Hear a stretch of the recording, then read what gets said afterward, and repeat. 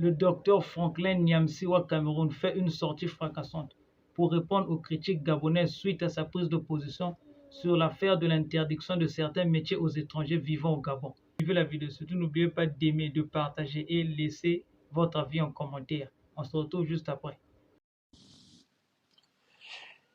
Oui, bonsoir chers amis. Je voudrais dire quelques mots à l'adresse des rares partisans du général Dansoman de Libreville, Brice Clotaire Oligui Nguema, soi-disant président de la République du Gabon, chef de l'État. Je voudrais d'abord féliciter les rares partisans de Brice Clotaire Oligui Nguema pour l'écho énorme qu'ils ont donné à ma critique de ce régime néocolonial, de ce régime fantoche, profondément xénophobe et anti-africain. Je voudrais féliciter chaleureusement les partisans du général Oligui Nguema et leur demander de continuer à partager mes critiques. Et surtout d'ailleurs à transmettre ces critiques de manière très régulière au général Brice Clotaire Oligui Nguema parce que je crois que ça peut l'aider à commencer à réfléchir. Je voudrais aussi remercier toutes les Gabonaises et tous les Gabonais, de l'intérieur comme de l'extérieur, qui ont compris le bien fondé de mes critiques contre le général Dansoman de Libreville. D'autant plus que ce sont des critiques qui sont faites en faveur des intérêts du peuple africain du Gabon et en vue de favoriser la montée en puissance des forces panafricaines à travers le Gabon, le Cameroun, mon pays natal et toute l'Afrique. Félicitations à ces Gabonaises et Gabonais qui ont bien compris que ce sont des critiques mélioratives, des critiques qui sont faites pour proposer un chemin positif, un chemin meilleur pour le peuple gabonais et le peuple africain dont je suis un fils. Mais maintenant, je voudrais quand même rappeler dans leurs grandes lignes ces critiques-là, parce que certains ont le chic de ne pas comprendre ce que j'ai exactement dit. Et au lieu de s'intéresser à l'objet de la critique, ils veulent s'intéresser au sujet de la critique, à celui qui critique. Oubliez-moi, mais voici les faits. Monsieur Brice Clotaire Oligui Nguema a opéré l'année passée ce qu'on appelle une révolution de palais. C'est-à-dire qu'il fait partie du sérail du parti néocolonial, le PDG, parti soi-disant démocratique gabonais, qui a imposé à la tête du Gabon, successivement, M. Léomba et par la suite Albert Bongo, qui devait s'appeler plus tard Omar Bongo.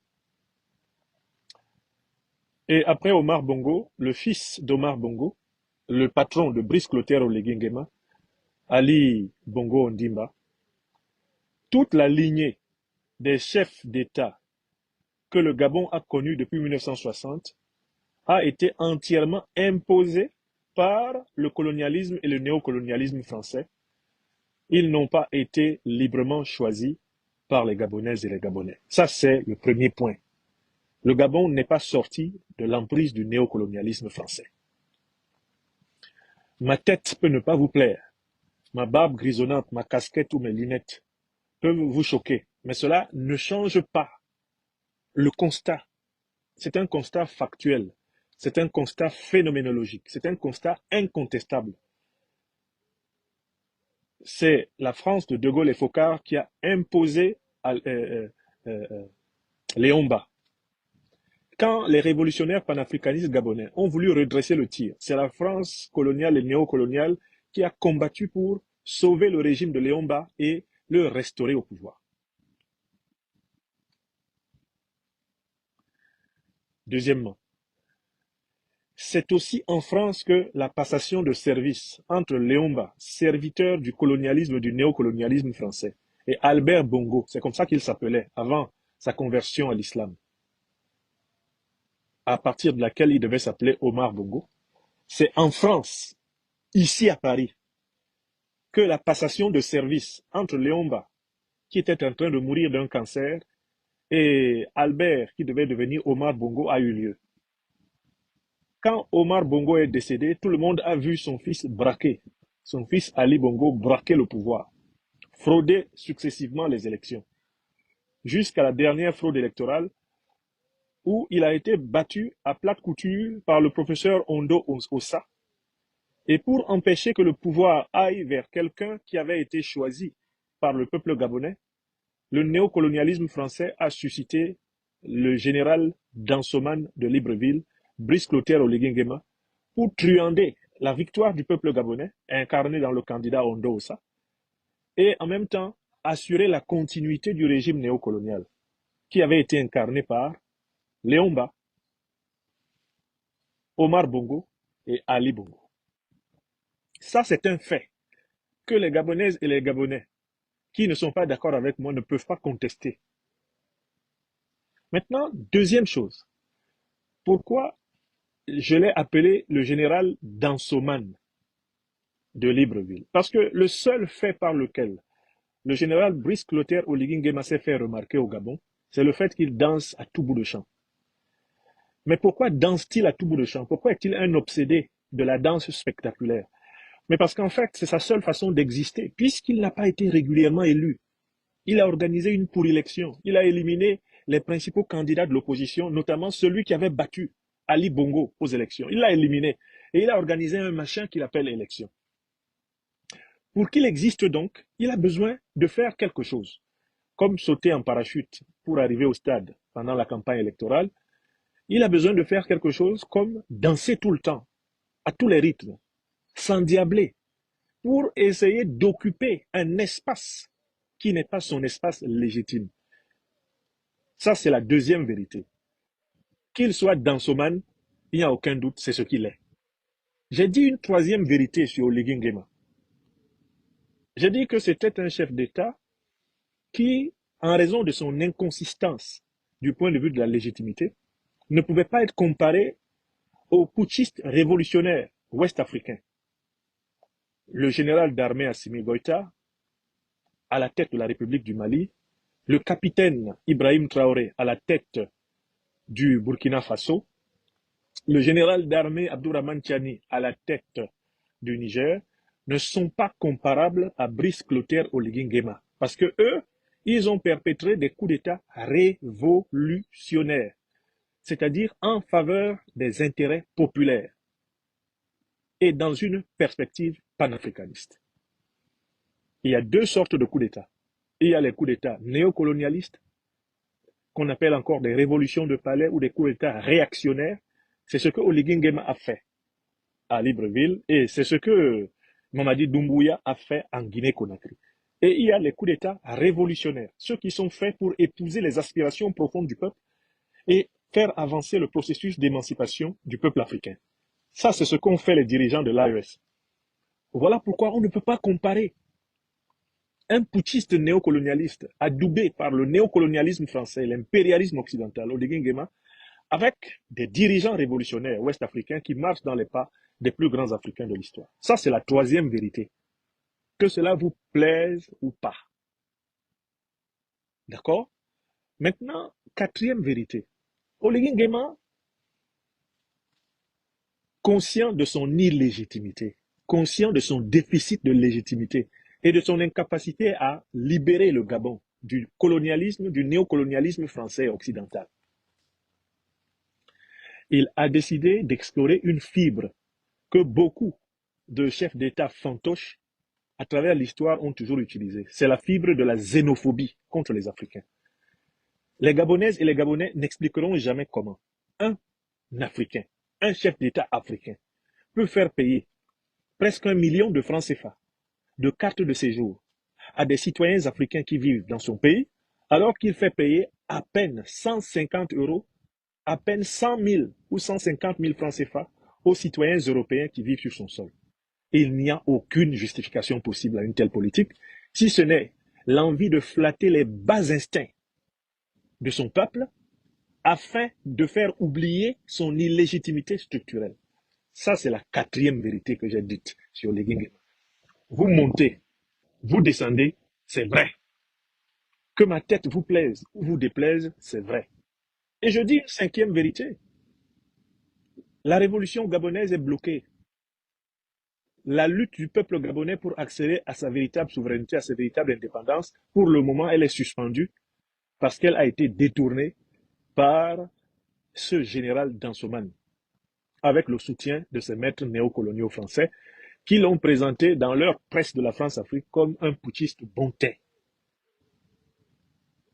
La révolution gabonaise est pour le moment suspendue et elle s'embrasera avec toute l'Afrique centrale.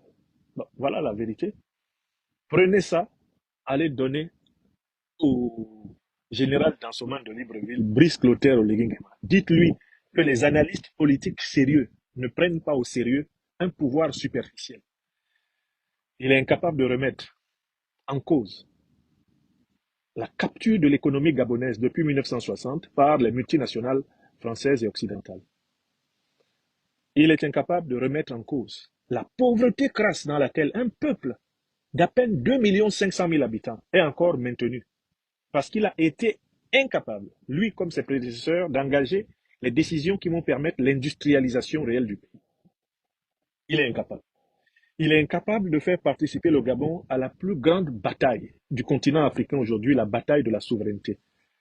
Voilà pourquoi Oligui Nguema court essentiellement derrière les dictateurs, les pires dictateurs africains. Ses meilleurs conseillers sont les gros dictateurs d'Afrique centrale, en commençant par Biya au Cameroun, Sassou au Congo, Obiang Nguema en Guinée équatoriale. Voilà ses grands conseillers. Et en Afrique de l'Ouest, son papa, celui qui lui donne des conseils, c'est le pire des dirigeants politiques ouest-africains, le plus détesté d'Afrique, Alassane Dramane Ouattara, le satrape reptilien venu de Sendou, pour troubler la paix des Ivoiriens et ayant renié notre belle terre burkinabé de Sendou, dans l'espoir de pouvoir troubler l'Afrique avant d'être bientôt dégagé.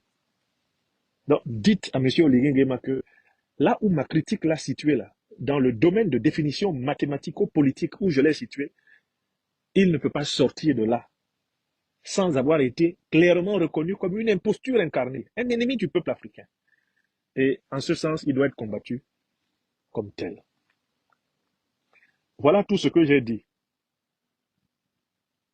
Et ce que j'ai dit, c'est en faveur du peuple gabonais. Qu'Oligui Nguema méprise, qu'il manipule.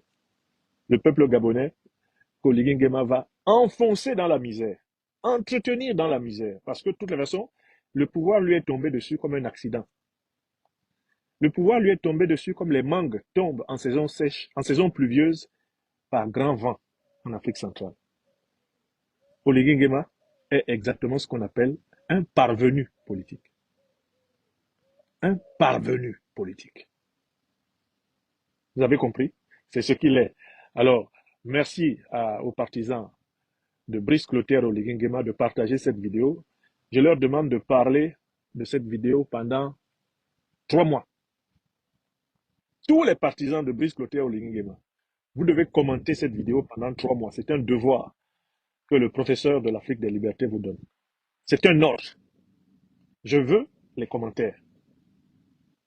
Allumez vos caméras, parlez. Mais revenez bien sur les 5 arguments et essayez de prouver que c'est le contraire. Si vous voulez avoir une quelconque considération intellectuelle, revenez sur les arguments que j'ai donnés. J'en ai donné 5. Maintenant, je vois quelqu'un qui écrit le Gabon au Gabonais. Qu'est-ce que ça veut dire le Gabon au Gabonais? Stéphane Soares, est-ce que c'est vous qui avez tracé les frontières du Gabon? Les frontières du Gabon actuel ont été tracées par les néocolons français, par les colons français, par les colons belges, par les colons britanniques, par les colons allemands. Les frontières que nous avons actuellement sont héritées de la colonisation. Un Gabonais qui rentre dans le slogan lepénien, le Gabon au Gabonais, marque par là son ignorance de l'histoire des frontières coloniales et son ignorance de l'histoire du panafricanisme, véritable doctrine de libération du continent.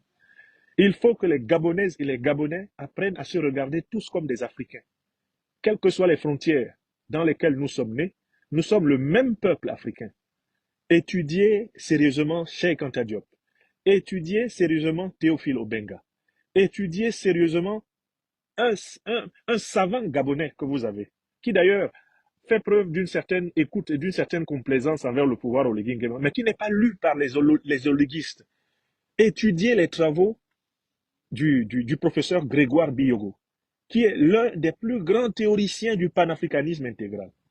On ne peut pas, comme certains d'entre vous, être fier de Grégoire Biyogo, qui est l'un des plus grands contributeurs, un savant africaniste, et théoriser la préférence nationale au Gabon. Ce n'est pas possible. Sur la place de Paris, ici, Grégoire Biyogo, qui est l'un des plus brillants intellectuels que le Gabon ait connu, est connu pour sa contribution aux sciences humaines africaines.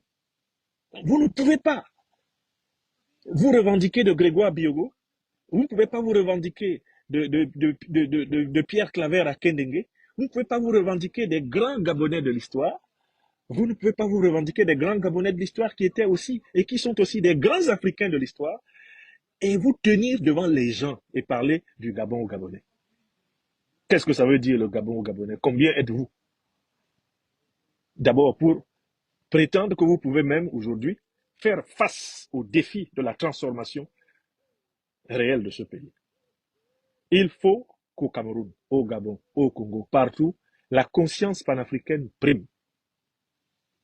Aucun pays africain ne va pouvoir se développer harmonieusement si ses citoyens ne se considèrent pas comme le même peuple africain et ne créent pas des synergies de co-développement sous-régional, de co-développement continental, afin que nous allions vers une grande puissance en Afrique centrale comparable à la grande puissance qui émerge aujourd'hui en Afrique de l'Ouest. En Afrique de l'Ouest émerge aujourd'hui l'Alliance des États du Sahel. Elle transcende les frontières coloniales imposées par les Français. Elle transcende ces frontières coloniales pour constituer la confédération de l'Alliance des États du Sahel. L'AES est une puissance qui monte. L'Afrique centrale a besoin de citoyens capables de concevoir la grande puissance d'Afrique centrale.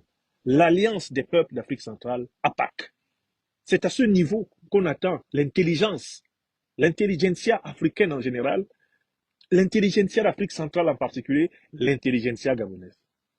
En le disant, je n'ai pas voulu dire que les Africains originaires des autres pays doivent venir dominer les natifs du Gabon chez eux. Je suis aussi opposé au principe de domination, au principe d'invasion et d'écrasement. J'y suis tout naturellement opposé. Mais il ne faut pas que ceux qui sont au pouvoir au Gabon vous fassent croire que vous n'avez pas besoin des Africains. Vous, les Gabonaises et les Gabonais, vous êtes nombreux en Afrique. Vous êtes remplis au Sénégal. Vous êtes remplis au Mali pour vos études. Vous êtes remplis en France. Vous êtes remplis au Maroc. Vous êtes remplis en Côte d'Ivoire. Vous, les Gabonais, là. Vous êtes remplis chez les autres. Votre élite se forme à travers l'Afrique depuis plusieurs décennies. Et les conditions consulaires que le régime du Gabon est en train de faire aux Africains au Gabon, il n'y a aucun autre pays africain qui traite les Gabonais de cette façon. Faites très attention. Parce que si les pays africains opposent à Oligui Nguema une politique comparable, le Gabon va se retrouver incapable de recevoir un seul atterrissage d'avion, si ce n'est en passant par l'océan Atlantique. Rien que si on applique votre logique là, dans le domaine simplement aérien, vous redevenez un village de brousse perdue. On applique votre logique dans le domaine des échanges commerciaux, vous redevenez un village perdu. Il n'y a pas de Gabon sans l'Afrique. Il n'y a pas d'Afrique sans le Gabon. Le Gabon est africain. Tout pays africain ne s'épanouit qu'en devenant un grand état d'intégration panafricaine. Voilà la vision. Et ce n'est pas Oligui Nguema qui peut l'apporter parce qu'il est chargé de vous flatter, de vous donner l'impression, que lui, il va protéger vos intérêts contre vos frères africains. Alors que un véritable dirigeant africain doit protéger les intérêts de son peuple en rappelant à son peuple ses devoirs et ses obligations comme peuple africain. Si nous, les lions et lions indomptables de la libération panafricaine du Cameroun, arrivons au pouvoir au Cameroun, nous serons une force d'intégration africaine. Nous allons aider à faire respecter les autochtones gabonais par les allochtones africains. Mais nous allons aussi aider à provoquer un co-développement intégral de la région, d'Afrique centrale, de telle façon qu'il n'y ait plus de querelles stupides des querelles pour se disputer des petits morceaux de terre, alors que l'Afrique est sous-peuplée et que nous avons des millions de kilomètres carrés sous-exploités dans tout le continent africain. Donc écrivez ceci et dites cela au Nguema. Quand vous ne serez plus président, c'est parce que le Gabon espère avoir un président qui aura la conscience et la dimension panafricaine.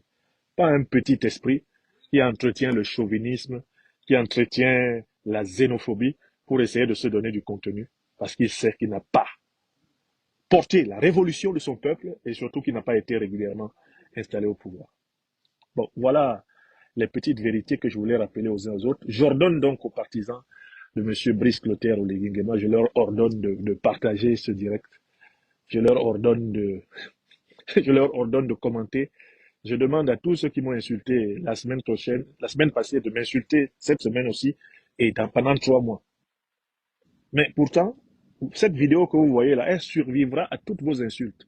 Et un jour, des petites Gabonaises, des petits Gabonais, à l'école primaire, au collège, au lycée et à l'université, écouteront cette vidéo comme un élément fondamental de leur formation à la conscience panafricaine, à la citoyenneté intégrale et à l'émancipation de l'homme et de la femme africains.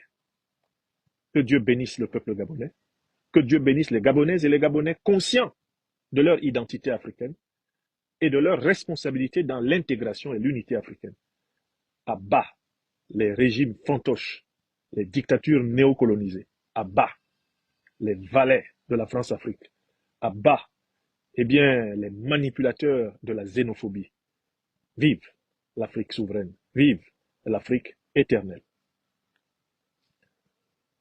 Cette conversation sera rediffusée sur nos chaînes YouTube une fois que nous serons rentrés dans notre oratoire. Portez-vous bien. De toutes les façons, c'est son avis. Nul besoin de lui contredire ou de lui faire la morale. C'est un penseur libre qui peut s'exprimer quand il veut. Ce qu'on va retenir de ce monsieur, c'est qu'il n'est pas du tout hypocrite.